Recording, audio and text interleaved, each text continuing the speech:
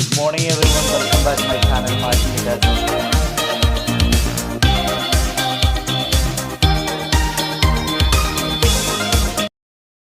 If you're working full-time as an internet marketer, then congratulations.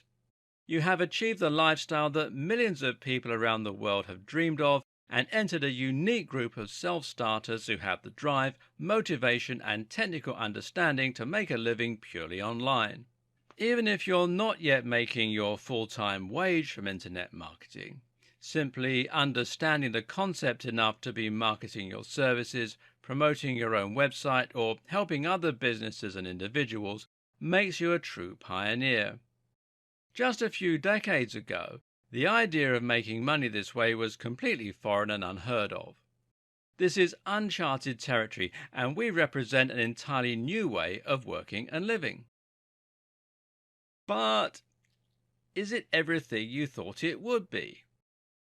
Are you truly making the most of this unique position that you've created for yourself? For many of us, the answer to this is unfortunately a big fat no.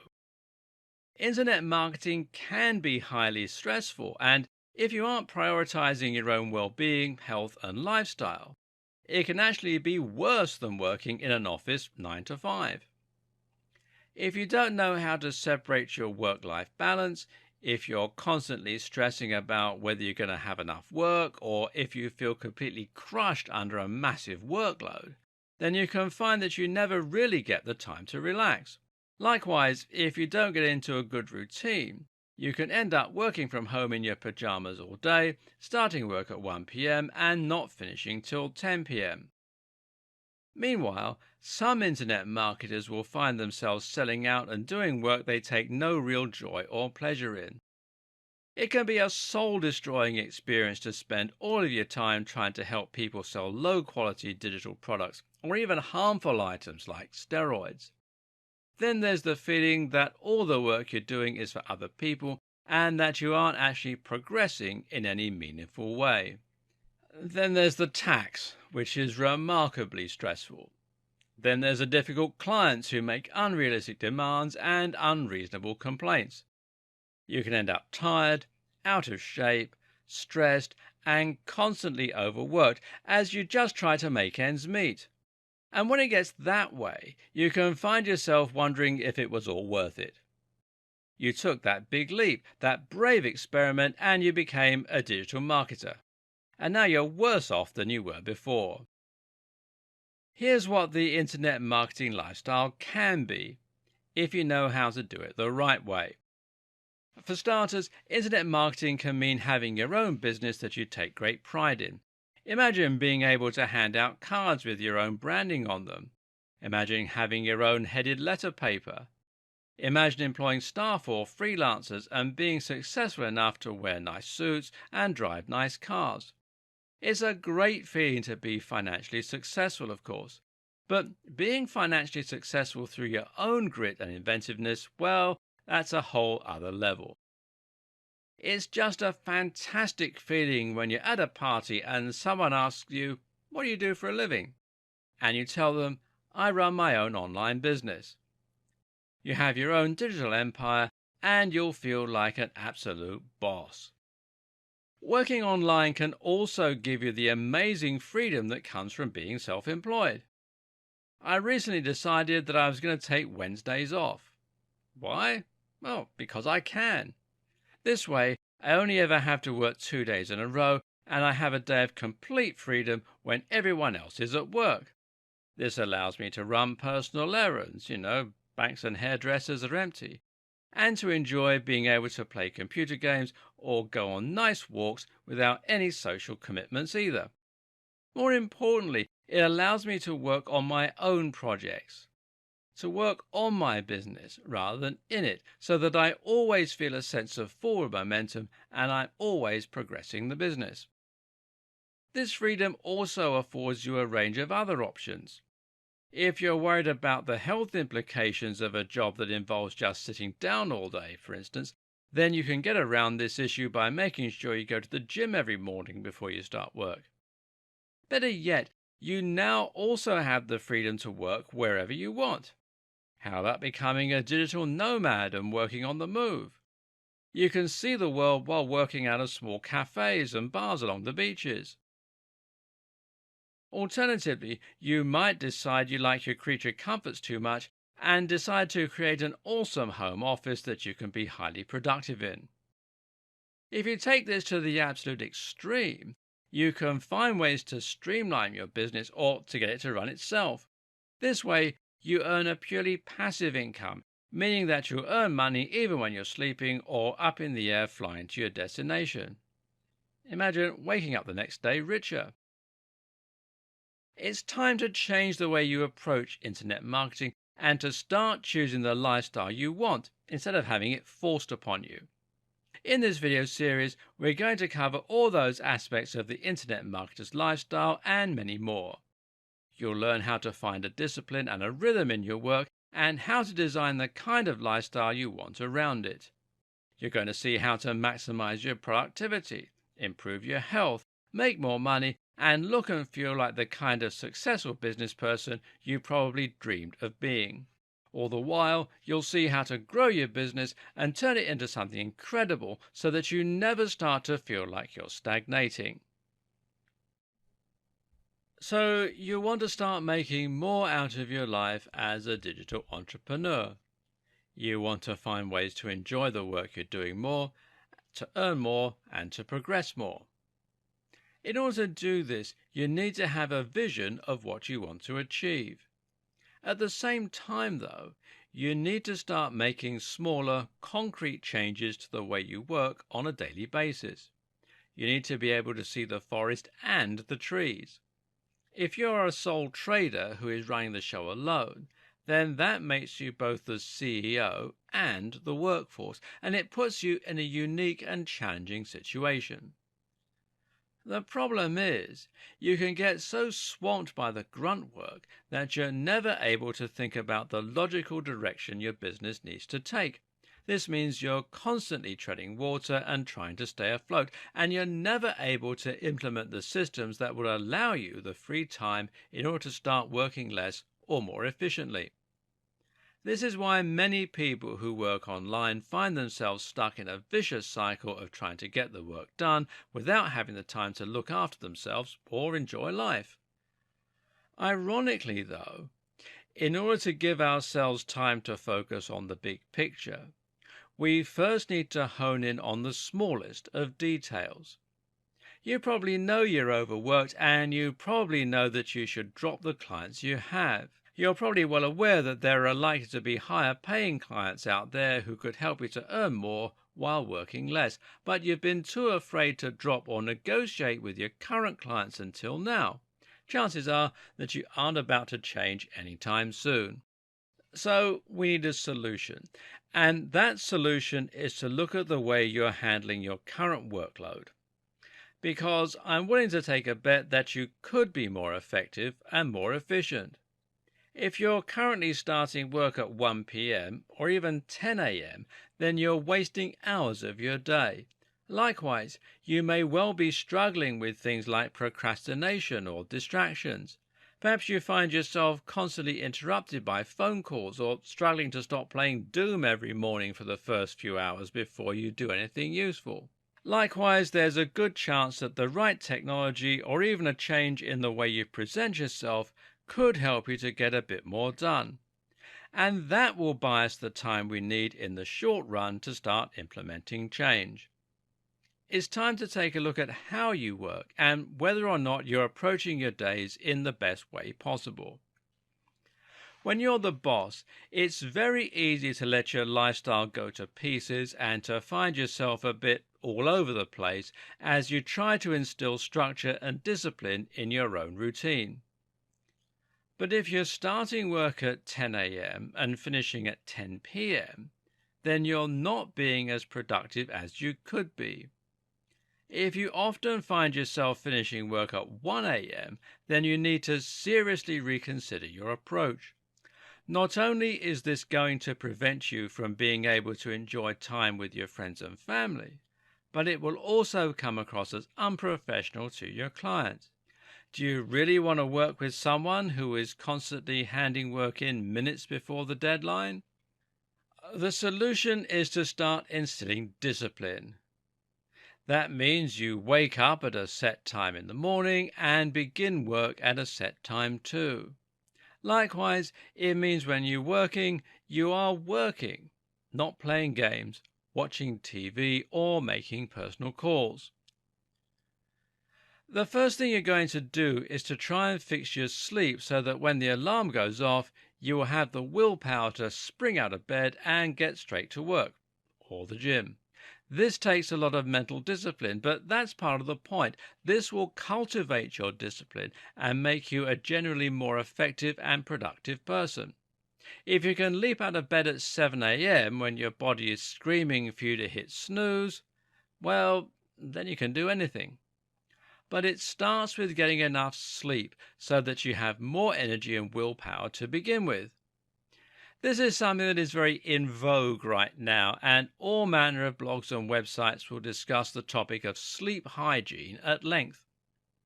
There are a number of different things you can do to make sure your sleep is deeper, more restful, and more effective. The first is to turn off your phone 1 hour before bed and stop looking at it. The same goes for computers, laptops, or anything else. For starters, looking at bright screens will cause the release of the stress hormone cortisol, which works against the sleep hormone melatonin. The more cortisol you have in your system, the less melatonin you will produce. At the same time, phones and other devices are stressful in themselves. They're stressful because we associate them with important calls, with angry clients, and with work. But they're also inherently stressful in the biological sense. That's because they're filled with things designed to trigger arousal and thereby get our attention. These include things like flashing lights, loud noises, and bold writing written in red. Turn it off and your body will start to relax more, especially if you combine this with a bit of reading to help calm the mind and simultaneously make your eyes tireder so that you start to feel ready for bed. At this time of night, there is no reason not to turn off your phone. People will simply assume that you went to bed an hour earlier. Of course, you need to make sure that your bed is comfortable and supportive, and you need to ensure that the room is both dark and quiet while you're trying to doze off. Look into getting blackout curtains and remove or cover up anything that has an LED light throughout the night. Also important is to consider temperature. We tend to sleep more heavily and deeply when we are slightly cool, so consider leaving a window ajar or turning the air conditioning down a few degrees to stop yourself tossing and turning in the night. A warm shower will also make a big difference to your ability to sleep. This helps to relax the muscles and also encourages the release of melatonin. Better yet, it helps the body to self-regulate its temperature during the night. You also need to think about what you're doing during the day. Making sure you get fresh air, exercise, and sunlight will help you to sleep much better and thus wake up more refreshed. Still struggling to doze off into a deep rest? There are a couple of things you can take to make going to sleep easier. One powerful supplement you can use is vitamin D. Vitamin D is produced in the body naturally when we're exposed to sunlight, and this has many key roles in the body, largely revolving around the regulation and production of other hormones. Vitamin D can help to raise levels of melatonin at pertinent times, as well as testosterone, giving you more energy. Unfortunately, most of us don't get anywhere near enough sunlight, and thus we're severely deficient in vitamin D. Because vitamin D is associated with sunlight, it can help the body to maintain its circadian rhythms. These are rhythms that tell us when to feel tired, when to feel hungry, etc. Take this supplement in the morning, and you should find you sleep better and feel recharged and rejuvenated. More recent studies also show that it is highly effective at preventing colds and flu, potentially even more effective than vaccines and medications. This is an important bonus, seeing as a nasty cold or flu can completely ruin your productivity for days. The other powerful supplement I'm going to recommend is magnesium threonate. This is a supplement you can take just before bed if you're someone who struggles to get to sleep, and you should find that it helps you to drop off very quickly. Magnesium is a mineral we get in our diet, and once again, is an important ingredient for a range of processes in the body. In fact, magnesium plays a role in over 300 different chemical reactions throughout the body. Magnesium is highly effective at encouraging sleep and can put us into a slightly dopey and restful state. In fact, magnesium is the reason that many of us associate milk with sleep. It also happens to be a powerful muscle relaxant, thanks to its ability to remove calcium from the muscle cells, which is involved in the contraction of muscle. On top of all this, magnesium is also crucial for testosterone production, and that happens during the night. Magnesium is equally as effective as melatonin supplements for many people, but without the negative side effects or risk of dependence. What's more, it also has a range of other health benefits, making it an all-round great supplement. Magnesium threonate in particular is beneficial because it is more readily absorbed into the brain. It has also been shown to enhance learning by improving a function called brain plasticity. This is what allows the brain to form new connections and to grow new neurons. The next thing you need to do is to make sure that you're actually waking up when the alarm goes off. One powerful tip I have in this regard is to wake yourself up in stages. Never hit snooze. The temptation is great, but you'll almost always feel more tired when you do, rather than more refreshed. You might find that you lack the will to simply jump out of bed though, which is why the better solution is to get up in stages.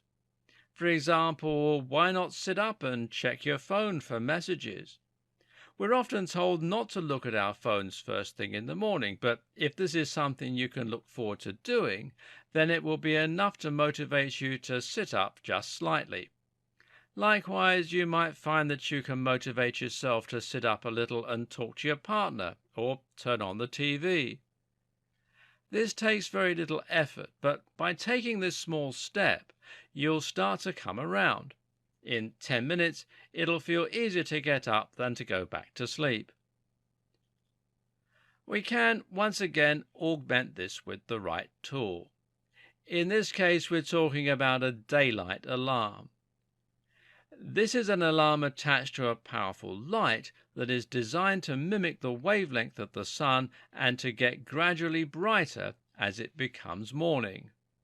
The idea is that this lamp will simulate the rising of the sun in the morning, gradually getting lighter and thereby stirring you out of bed. The devices are designed to treat those who suffer with SAD or seasonal affective disorder. However, they can be useful for helping anyone who struggles with their energy levels in the morning for two reasons. First, they rouse you into a lighter stage of sleep before the alarm goes off, thereby making you feel less jolted when you wake up. Now, this is a phenomenon called sleep inertia. What's more, when you do wake up, the room feels bright, and this boosts your energy in a big way compared with waking up into a pitch dark room and fumbling for an unnatural feeling lamp. Okay, so now you're up. What's next? Now you need to get some structure and discipline into your life. And we'll discuss that in the next video. It's up to you to decide what time you get up and how long you need to come around. Most likely this will be linked with other lifestyle commitments and requirements. Once you've decided to sit down and work though, the next challenge is to actually work and not get distracted by other things or put off working while procrastinating. The biggest issue with procrastinating is that it's not even restful or fun. When most of us procrastinate, it means we'll spend our time browsing the web absent-mindedly, playing mobile games, or otherwise just generally wasting time while feeling stressed about the fact that we're not working. Now think how much nicer it would be to work solidly in the morning and then to have a few hours at the end of the day to relax and to really unwind and enjoy your freedom. So, how do you encourage yourself to dive straight into work and to keep working until you've finished everything? Well, the following tips will help you do that. The first important point is to make sure that you do have periods of relaxation and fun on the horizon. If you're setting out to work and your plan is simply to work solidly from first thing in the morning until last thing at night, then your brain is very likely to fight you on that. Unfortunately, most of us do not have complete control over our brains and emotions, and when we work against them, that's when we have problems. If you know that you have 8 hours of solid work ahead with no break in sight, then that is when you're going to struggle to stay focused. So instead, you're going to separate your day into distinct blocks, which will include time for you to relax and unwind. To do this, you need to think first about what you want to accomplish that day and how long you have until it's time to sign off.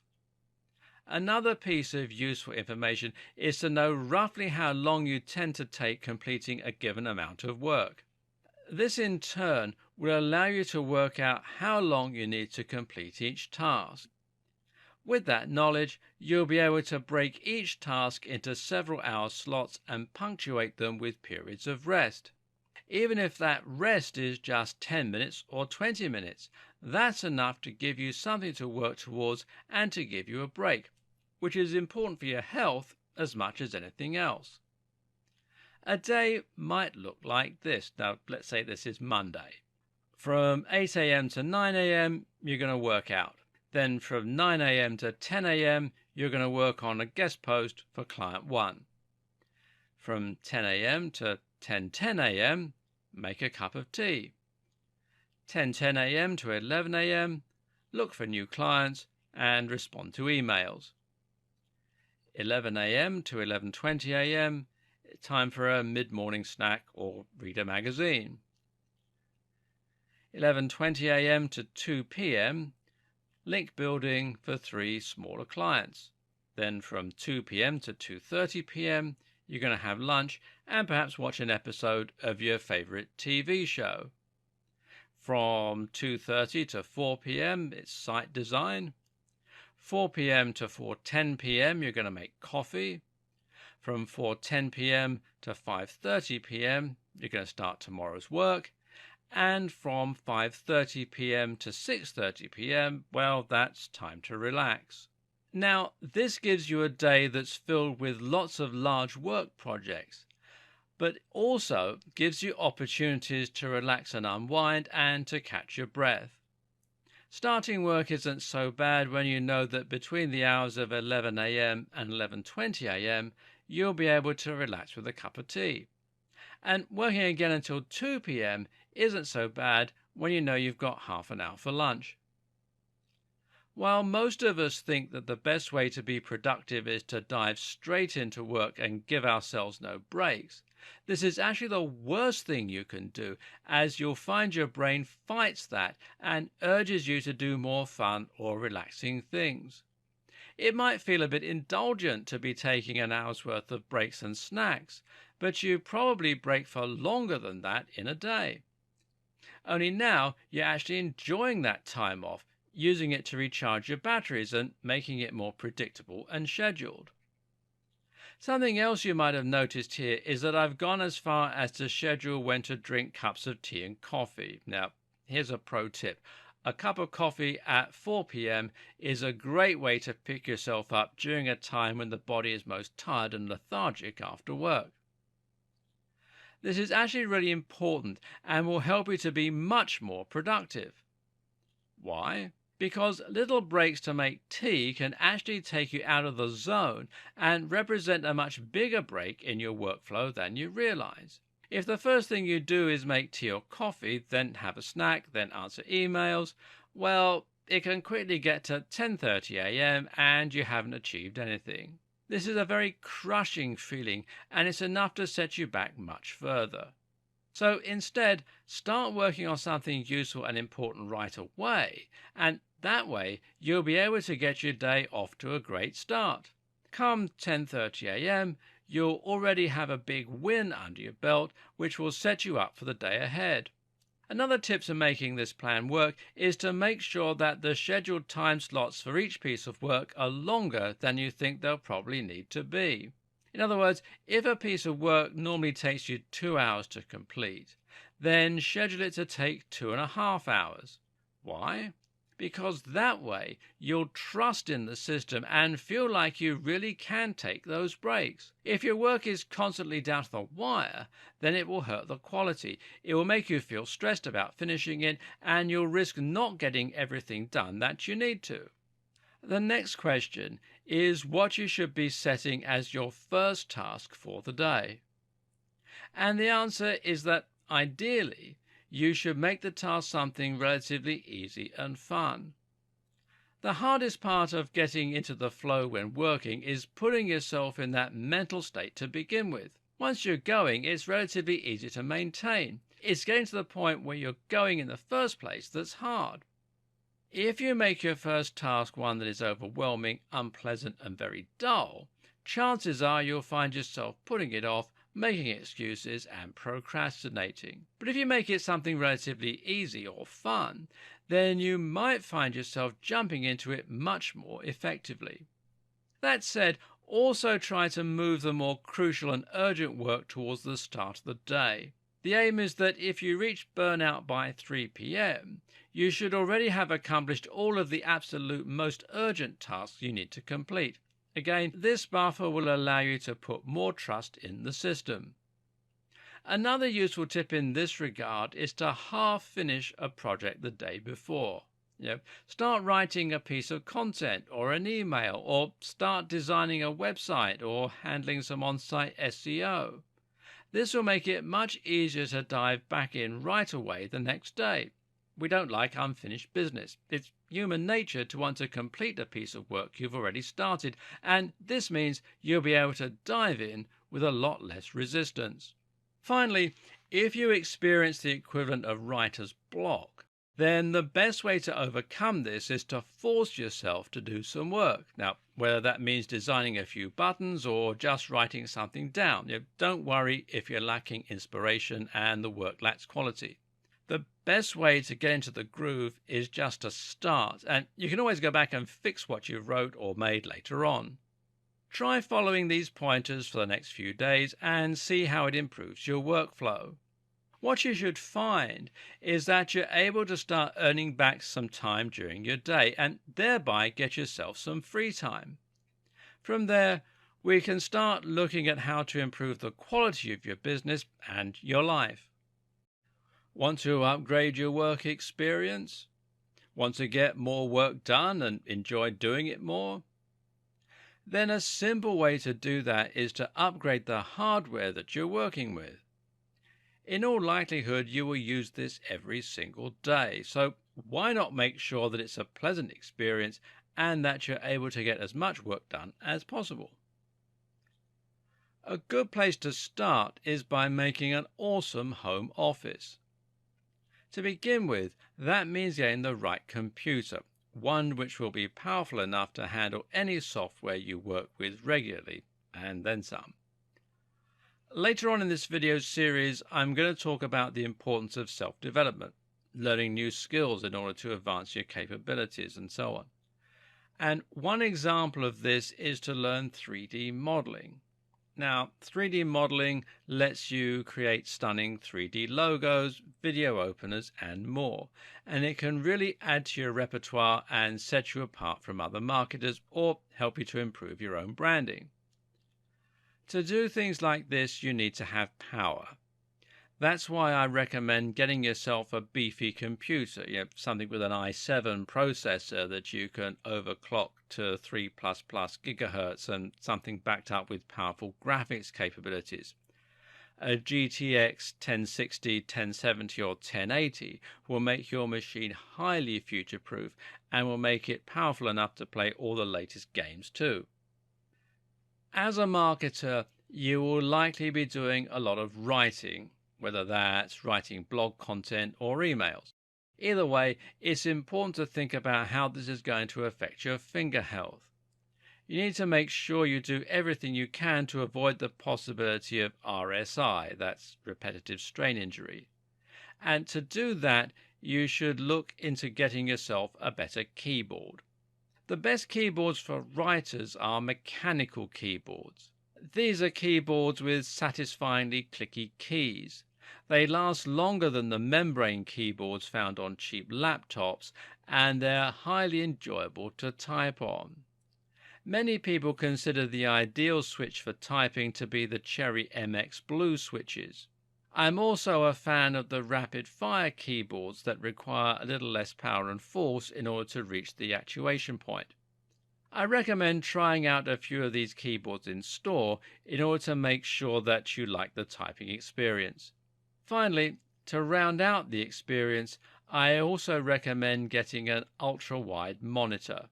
Ultra-wide monitors have been shown to boost productivity by as much as 30%, and this is because they allow much more efficient multitasking, letting you have multiple different elements on the screen at once without having to keep switching between tasks.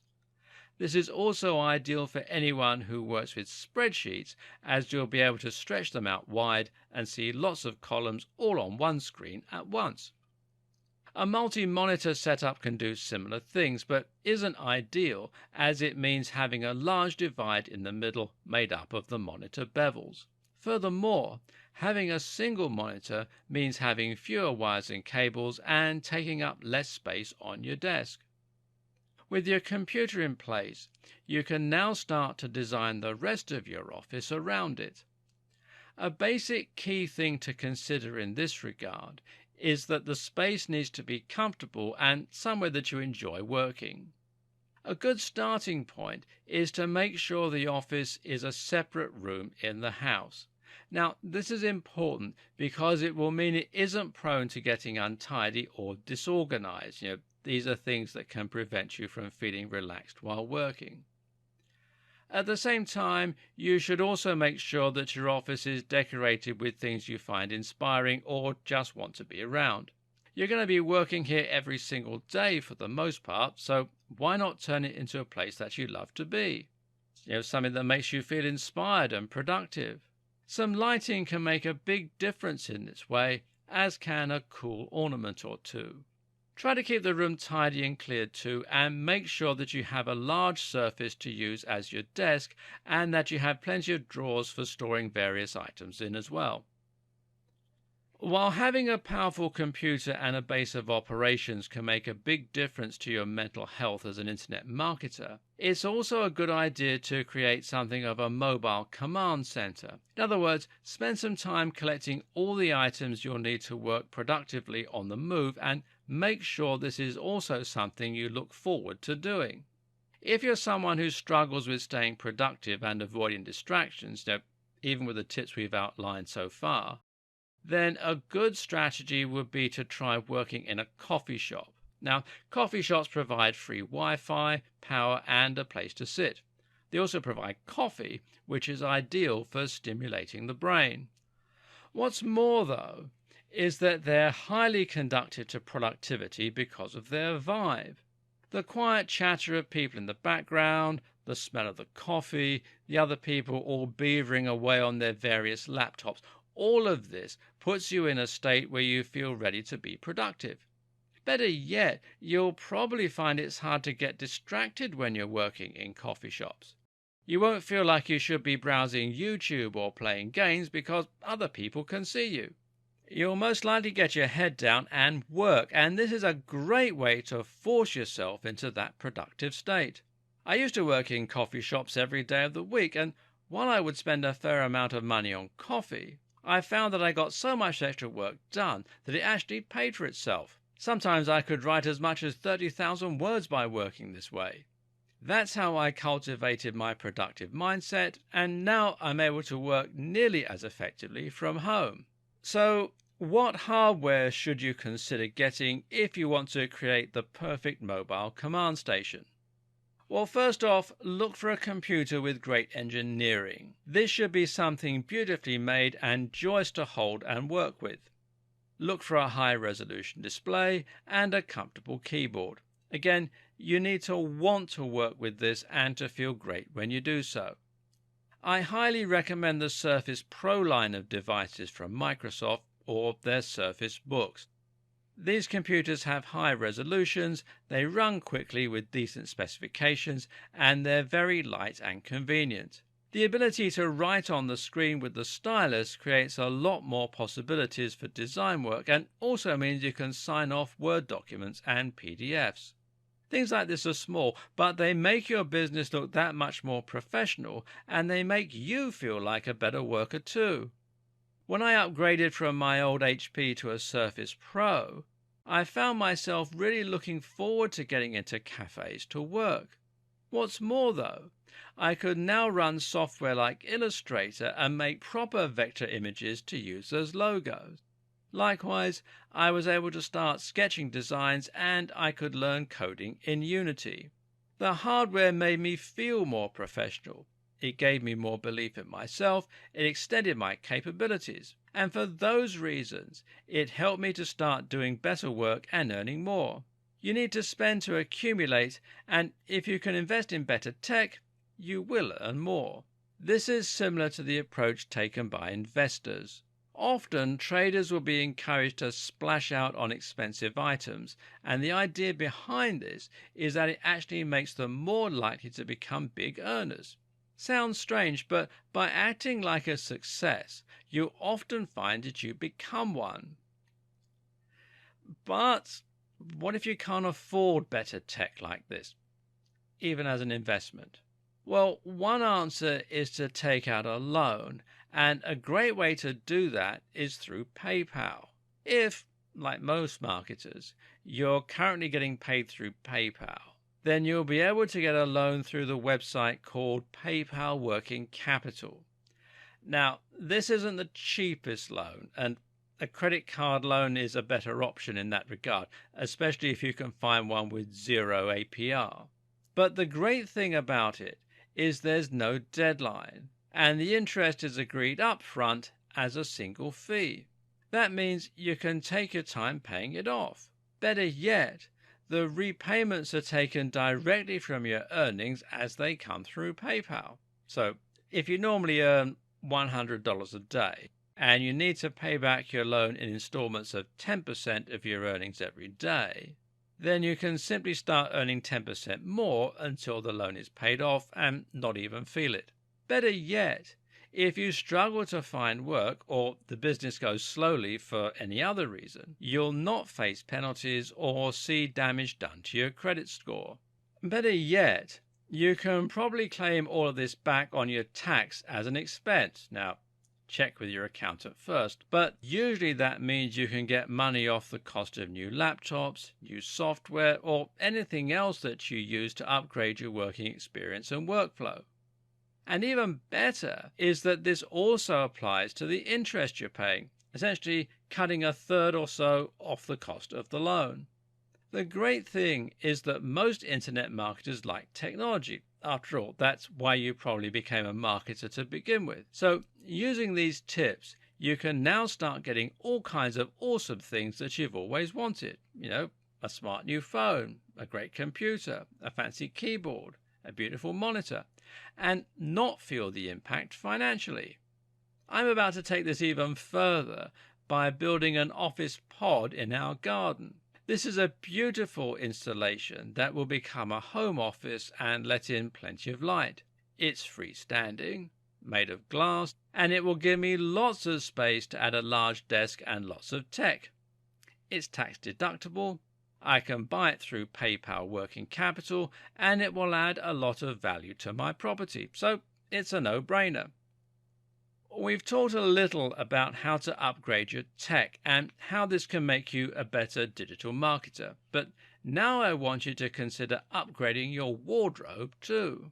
This is important for when you meet clients in person, and especially if you're a marketer who likes to find clients in the real world a lot. It's also great for attending networking events.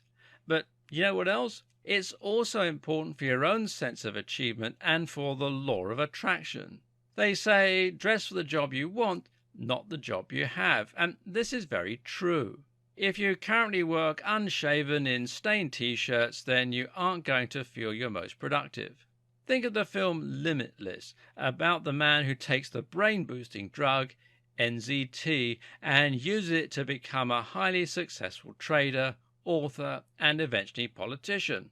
What's the first thing he does when he takes the pill? He tidies his home, gets a haircut, and puts on a suit.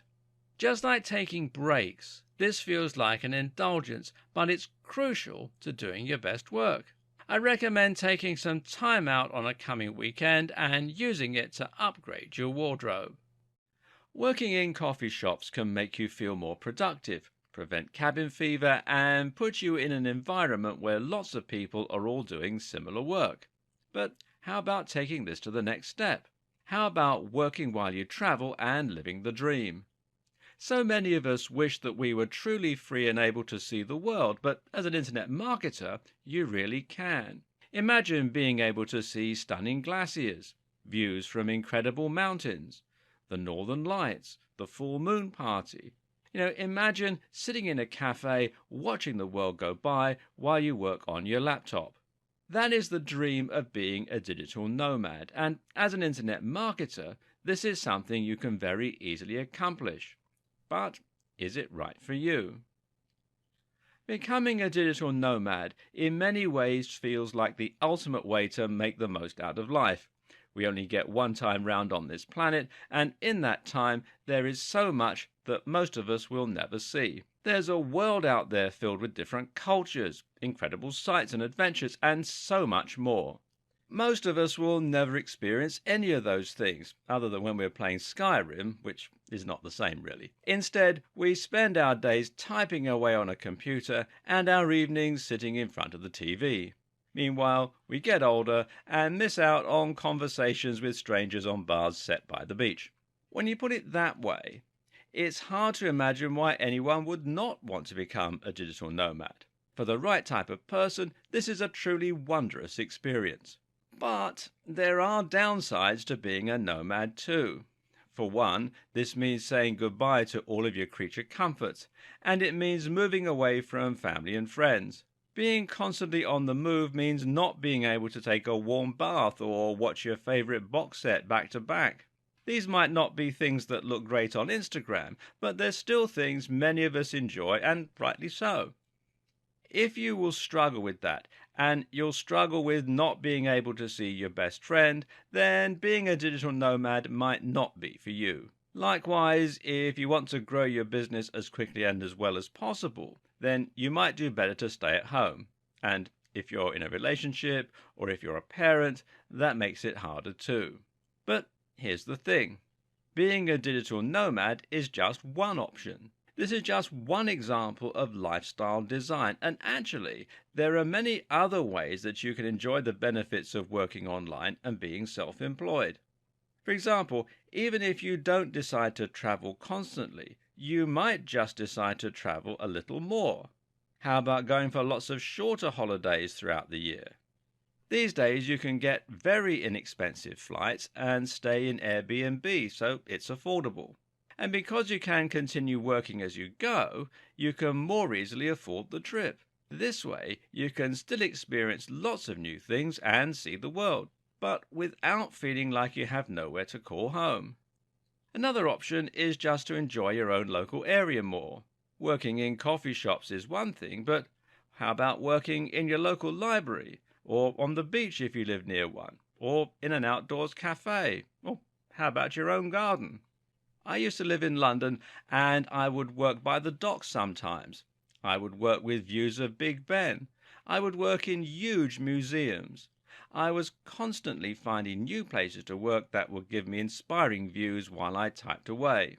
I lived in Bournemouth, which is on the south coast of England before that, and would often sit on the beach and work there, or in the bars near the beach. All this was punctuated by regular trips with my friend, who was also an internet marketer. One of my favourite working memories was sitting in a cafe in Zadar in Croatia and drinking beer while listening to some amazing music, Schiller as it turned out, and it was lightly raining but warm, and we could see people outside passing on the cobbled streets and mountains in the background below.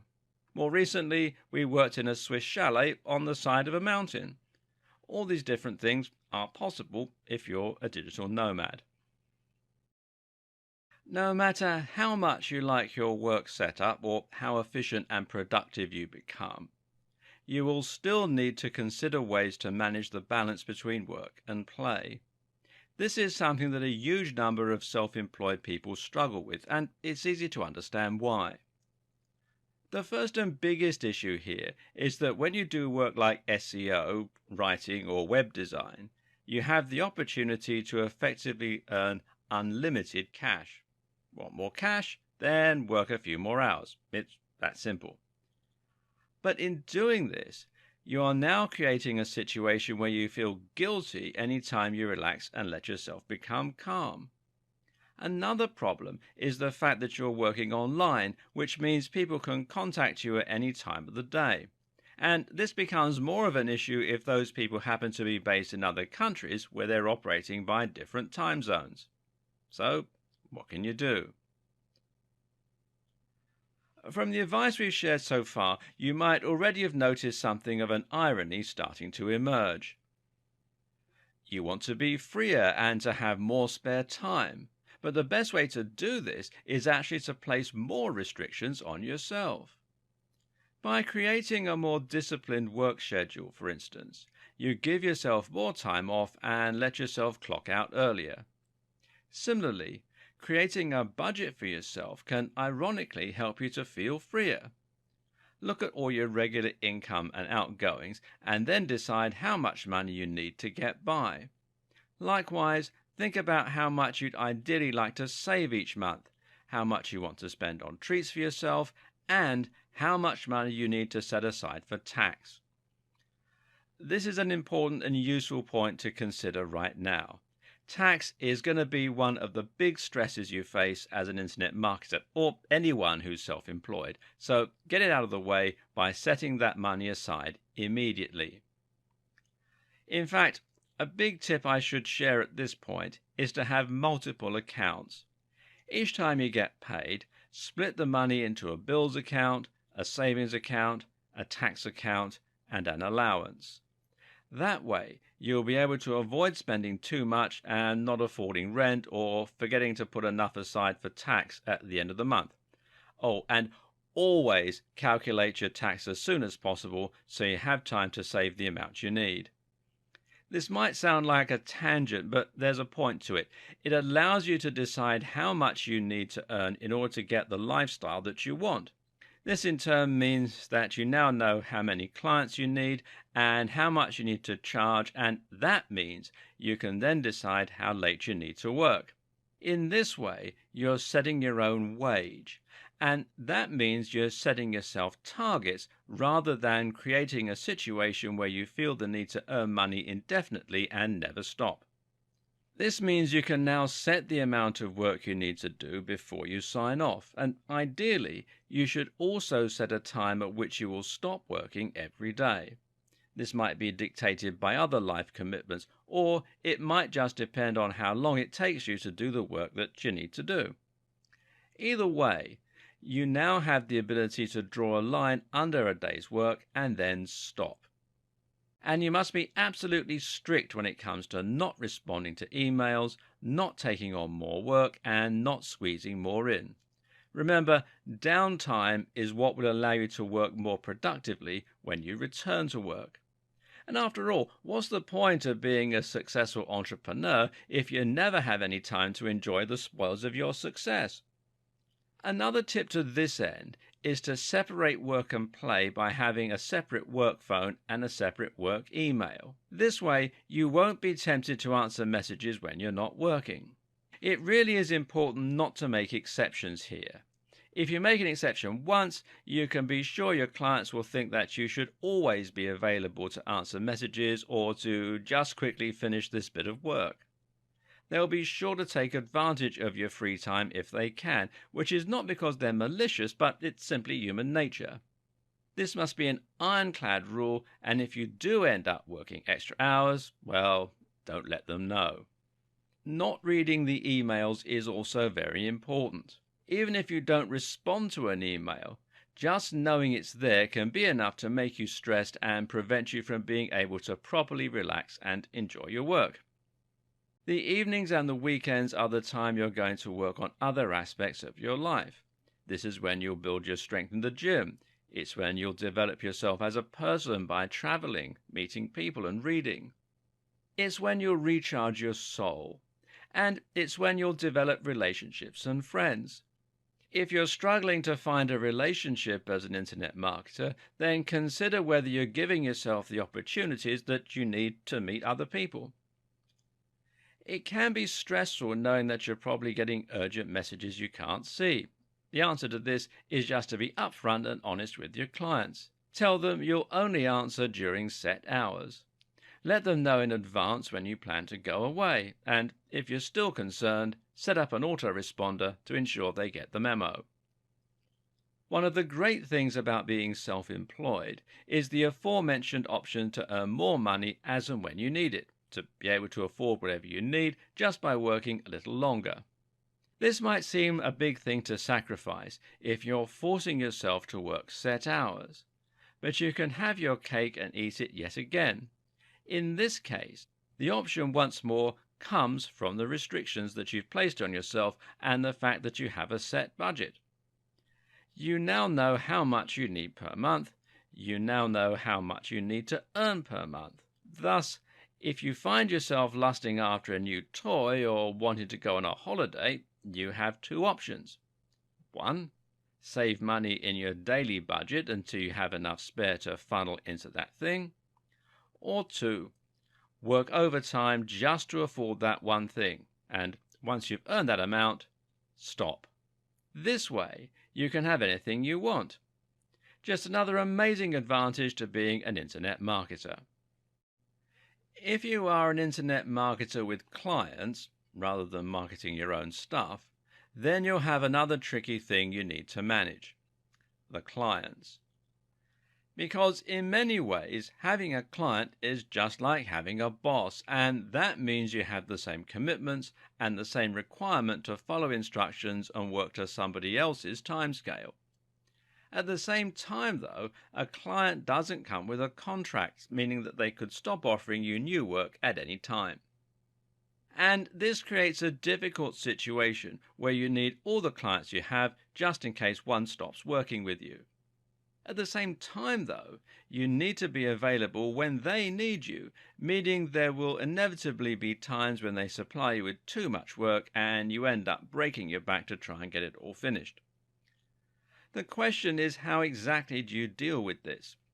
Another issue is the difficult client, and sometimes you'll get clients who expect too much from you, and you'll find some clients constantly have problems with your work. Sometimes they'll simply be rude. This can make life very stressful, so again, you have to find a way to deal with that problem. The first thing you need to do is to learn how to deal with those difficult clients and thereby make your life easier. The key here is to have the strength to turn down work. This is something that can be very hard to do, and especially if you're an anxious personality type. But it's also very important in order to prevent yourself doing unlimited amounts of work. So, what kinds of clients do you turn down? Well, one is the type of client who is making your life hellish. If you keep having to make changes to work that is perfectly acceptable, or if you're dealing with rude emails or unreasonable expectations, then you're better off dropping those clients. This is important, in fact, as you will ultimately be spending more time on that kind of work while getting less done. Instead, focus on clients that keep things simple for you, as that way you can complete more and maybe do more for them. Work for the clients that deserve your work. This changes the whole mentality too. When you're willing to refuse work, you remember that you don't have a boss. You're working together because you have mutual aims and complementary skills and resources. If a job is too big or you don't like the way it's being carried out, then be ready to say no thank you. Always be polite though. No matter how rude or unreasonable the client is, being rude back is unprofessional and it will burn your bridges in case you ever need future work. The other kind of client to remove from your workload is the kind that only ever makes very small orders, but involves a lot of communication to get them. I have a rule that any client that wants a Skype meeting is probably someone who enjoys playing business rather than someone who is genuinely a good business partner. Keep communication down and productivity up. Do this by seeking out good clients who have a good working style and by keeping your client roster lean. A very good reason to avoid swamping yourself in unfathomable amounts of work is to have the freedom to take on new projects that pay better. If you're getting paid a certain amount for your work and you have a little more bandwidth to complete more, you can place adverts that don't need to be desperate. In turn, that means you can charge a little more, and it won't be the end of the world if you don't get any takers. Now, once you have several clients all paying a little bit more, you can go on to start getting your existing clients to bid for you. Let them know that your rates have increased and now you need to charge them X amount. It's scary to do this, but it's also completely reasonable and normal. And by putting your rates up, you'll be able to earn more or work less, maybe both. Try negotiating even if you don't have extra work too. The worst case scenario is that people say no, in which case you just carry on as you are. If you're nervous about doing this, then a tip for internet marketers is to try offering more for that increased amount. In other words, don't just ask for more money and sour relations. Explain how your service is improving as a result. Another tip for internet marketers who want to avoid being swamped with work is to set realistic expectations. In other words, don't promise a client you'll get them to the top of Google because that's not something you can guarantee. And likewise, don't promise to complete 10 videos for them per week if that's more than you can accomplish. A benefit of the business is that you can sell a lot of packages with different services and products involved. You don't need to write hundreds of thousands of words or build countless links. You can simply change the package to reflect the kind of work you're best at and that you personally like doing. One last tip is that in order to save yourself from a scenario where all your clients have left you, try to find a few clients that want more work than you can provide. Find a few that will be flexible and take on more work when you have the time. Finally, keep a list of your old clients so you can offer deals and incentives to get people to hire you again. If work is slow, you can message your old clients and let them know about your discounted packages. And if you do get more work than you can handle, well, the best answer is often to outsource or automate. This might mean just giving your work to someone else and paying them slightly less than you're getting paid in order to write it. This is where you can start to build up a roster of freelancers, which will give you more spare time to work on other things or relax, and will give you the satisfaction of being the boss. Tools can also help you to complete work more quickly, as can finding ways to reuse old materials. Now you should find yourself enjoying a much better work-life balance and earning more money while working less. Maybe you're using this newfound freedom to travel or just to relax a little more. But what you should also be doing is taking a step back from your business and deciding on where you want to take it and how you want to grow it. If you're currently doing link building work for people every day, chances are you're going to find yourself feeling rather frustrated and bored with that work pretty soon. It's not rewarding because you don't know where you're going with it and because you're not doing things you love. One way to fix this is to go more niche, or more niche as it's also pronounced.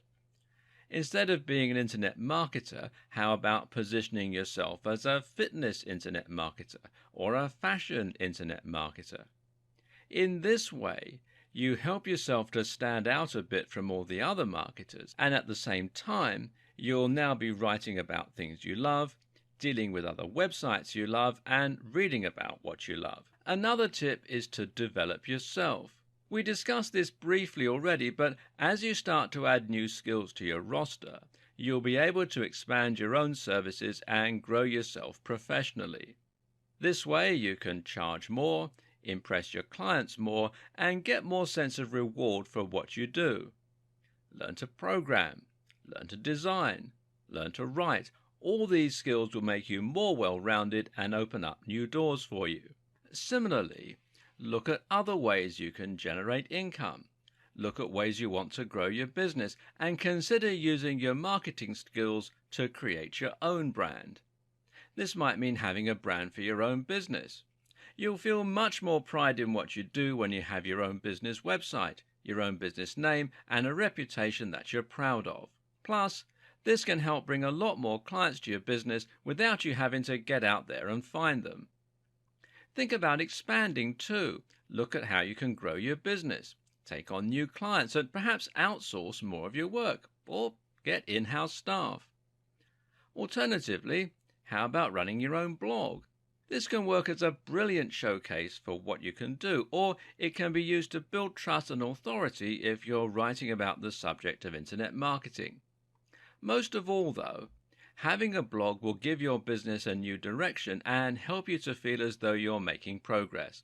You can even feel like something of an internet celebrity, which is a great bonus of working online. By now, I hope you have some strong ideas and incentives to start changing the way you run your business. That means changing the way you handle clients. It means making sure you aren't spending hours procrastinating every morning, and it means turning your health and your happiness into top priorities. Internet marketing is a job that can give you immense freedom, financial success, mild fame, and an incredible sense of satisfaction. To get there, though, you need to work on your business as well as in it. The journey starts here. And I wish you every success.